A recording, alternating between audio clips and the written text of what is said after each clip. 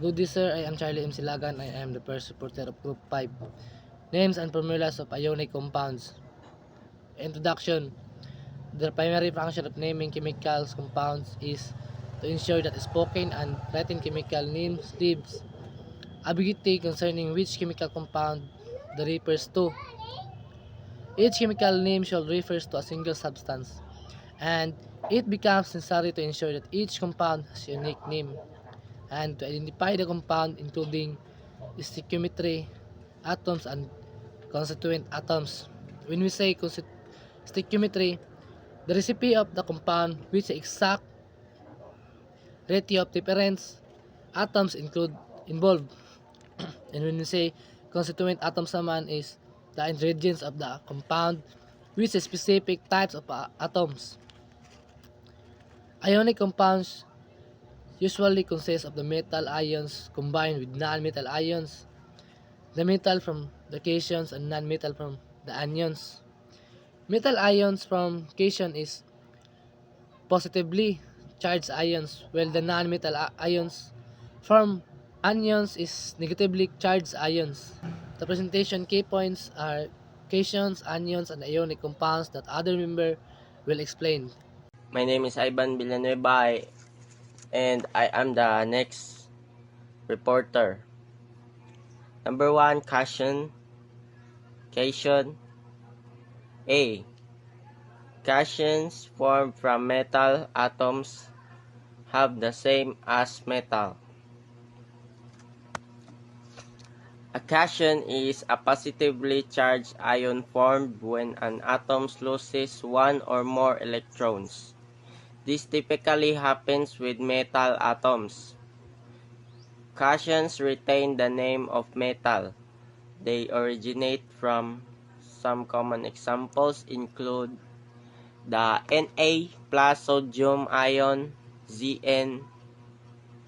Na plus sodium ion formed when sodium loses one electron. Zn2 plus zinc ion formed when zinc loses 2 electrons. Ai plus 3 aluminum ion formed when aluminum loses 3 electrons.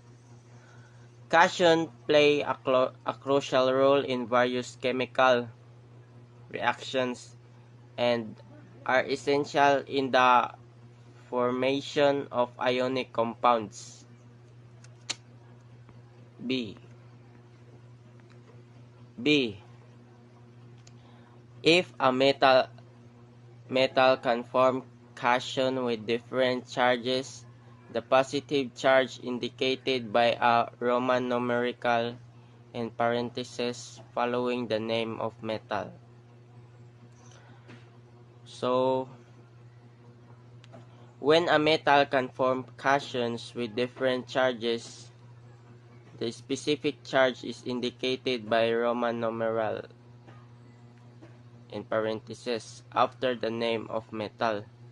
This system is essential to distinguish between different ionic forms of the same metal. Example includes Fe2 plus iron 2 ion oxidation state, F3 plus iron 3 ion iron in the plus 3 oxidation state, Co plus copper 1 ion copper in the plus 1 oxidation state, Co or Co2 plus copper 2 ion copper in the plus 2 oxidation state. This naming convention helps avoid confusion when metals can exist in multiple charge forms. So that's all my report. Next reporter. Good afternoon, sir. Good afternoon, Blacklights. By the way, I am Luisa Lorente. So, we are the Group 5. Our topic is name and formulas of ionic compounds. So, my topic is cation. C. Cation formed from molecules composed of non-metal atoms have names and IUM. So, ang cation daw, nag-end daw yung mga elements sa IOM. So, like for example, NH4 plus, so ammonium, or H3 plus for hydronium ion. So, common cation. So, charge 1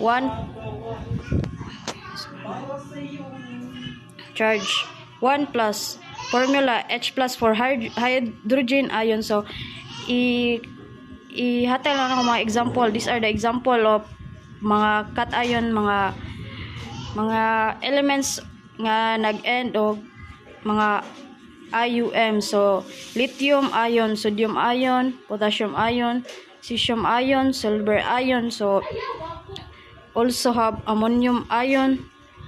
And next is ang formula sa magnesium ion is Mg2+, sa calcium ion is Ce2+, and sa strontium ion is Sr2+, ang sa barium ion is Be2+, ang zinc ion is Zn2+, and sa cadmium ion is Cd2+. So, daghan kay example daghan kay mga elements na mga cation, no. So, mo siya mga uban pa mga element, mga copper ion, mga manganese, mercury, nickel, lead, and the last 3 plus or ammonium ion. So, ang ihang formula is Ai3 plus. So, napoy chromium or chromic ion. So, Hi sir, good afternoon. My name is Errol James Yamampilan. This is my report number 2, anions.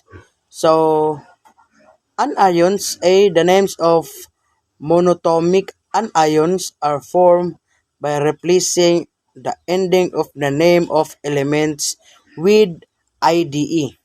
So, when we say anions, if the ions is consist of a single elements.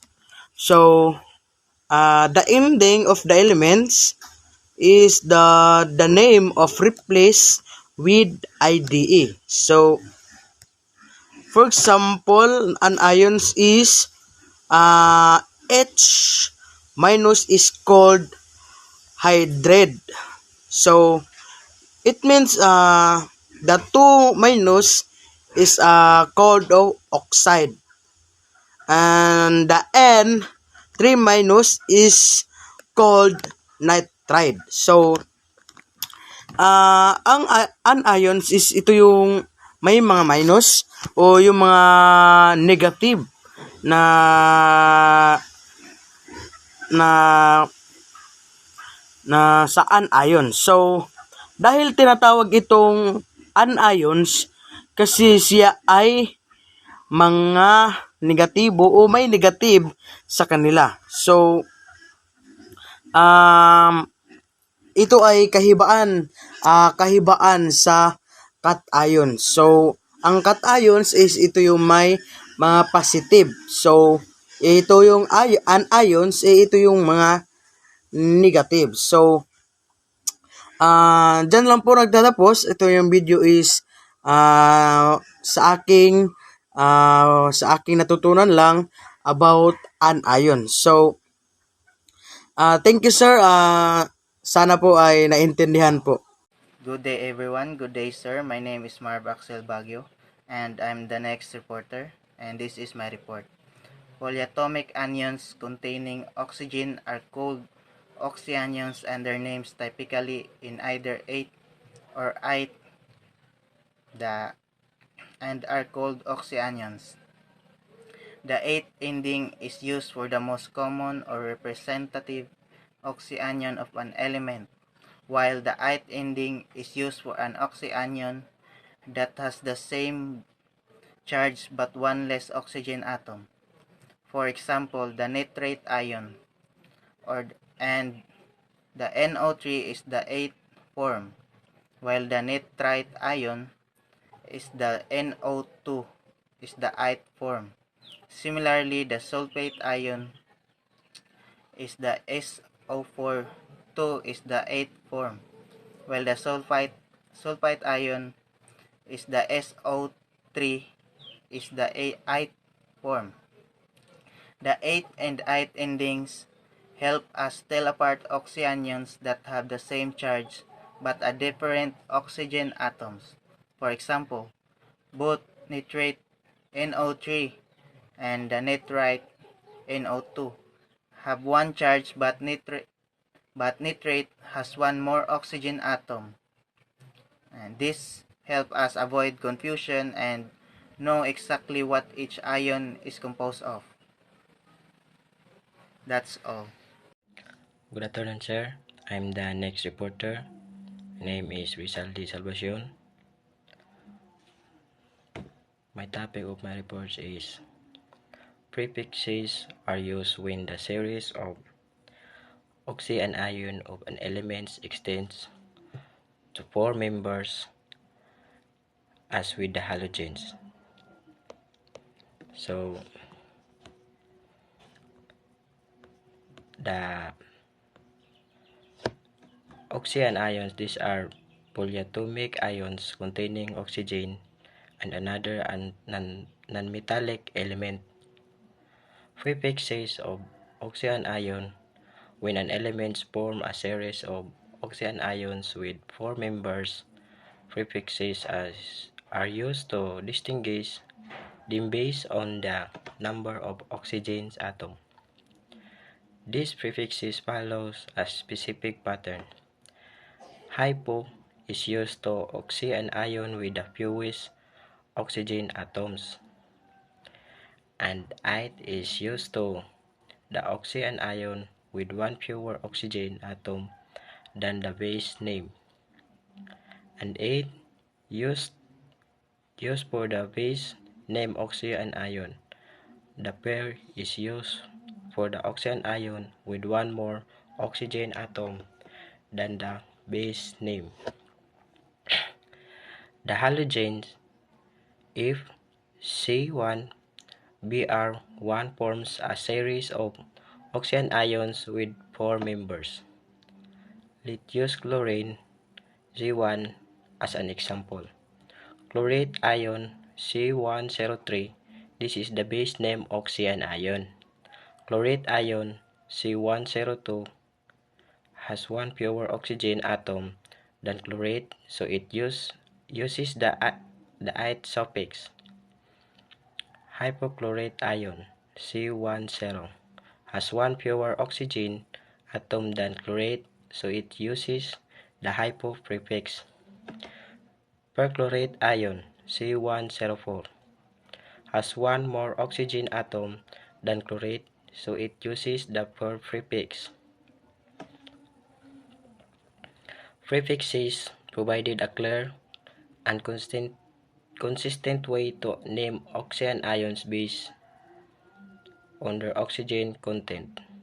The halogens are a common example of elements forming series of oxy and ions with 4 members. Understanding this prefixes helps in naming and identifying oxy and ions, particularly those the elements like the halogens. Anions derived by adding H+ to an oxyanion are named by adding prefix the word hydrogen or the hydrogen as appropriate. Anion, a negatively charged ion. Oxyanion, an anion containing oxygen. H+, a hydrogen ion. Process. Start with an oxyanion. Add a hydrogen ion. Name hydrogen sulfate ion. When to use the hydrogen? If you add two hydrogen ions, do the oxyanion, use the prefix dihydrogen. Example: carbonate ion is an oxyanion. Add two hydrogen ions and name the hydrogen carbonate ions, also known as carbonic acid. So, good day everyone, and to you sir, I am James Benedict Ilisang, and I am the last reporter for this report. So, my topic for today is all about ionic compounds. What is ionic compounds? Ionic compounds can be defined as the crystalline solids are formed by neatly packed ions of opposite charges. Ionic compounds are usually formed when metals react with nonmetals. In other words, ionic compounds are held together by ionic bonds and classed as ionic compounds. So, the structure of an ionic compound depends on the relative sizes of the cations and anions. Ionic compounds include salts, oxides, hydroxides, sulfides, and the majority of inorganic compounds. Ionic solids are held together by the electrostatic attraction between the opposite and negative ions. So, as you can see in the PPT, there are examples of compounds like calcium chloride, aluminum nitrate, copper perchlorate, or cupric perchlorate.